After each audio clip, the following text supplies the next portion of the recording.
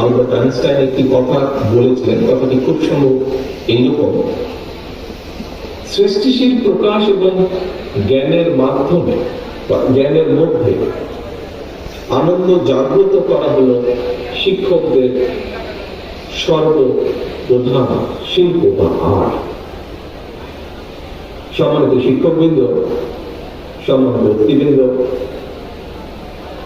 সুতরাং রাষ্ট্র, সরকার এবং প্রশাসন এবং সমাজের নানা বাস্তবতায় একজন শিক্ষক যদি নিজেই নিরানন্দ পরিস্থিতিতে থাকেন, তাহলে তার দ্বারা জ্ঞানের মধ্যে আনন্দ জাগ্রত করা মনে হয় সম্ভব নয়। এবং এই কারণেই রাষ্ট্র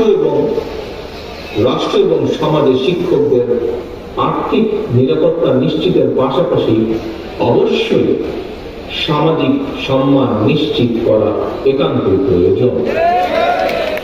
সম্মানিত শিক্ষক, উপস্থিত প্রিয় ভাই বোনেরা, প্রাথমিক